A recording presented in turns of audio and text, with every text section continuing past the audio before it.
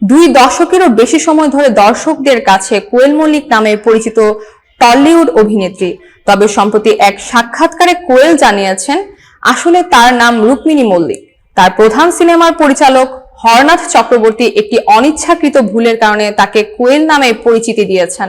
কোয়েল জানিয়েছেন 2003 সালের নাটের গুরু সিনেমার মাধ্যমে তার অভিষেক হয়। পরিচালক জানতেন না যে কোয়েল তার ডাকনাম। তাই সিনেমার ক্রেডিট লাইনে কোনো জিজ্ঞাসা না করে তার নাম কোয়েল লেখা হয়।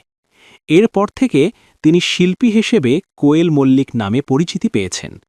অভিনেত্রী আরও মজার ছলে জানিয়েছেন, যদি তার আসল নাম ব্যবহার হতো তাহলে সমসাময়িক জনপ্রিয় অভিনেত্রী রুক্মিণী মৈত্রের সঙ্গে নামের মিল হয়ে বিভ্রান্তি তৈরি হতো।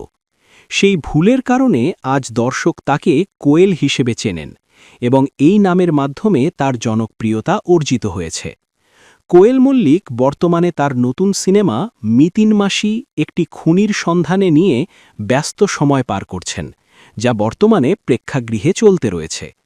এছাড়া সম্প্রতি স্বার্থপর ছবির মাধ্যমে তিনি দীর্ঘ বিরতি কাটিয়ে আবার বড় পর্দায় ফিরে এসেছেন।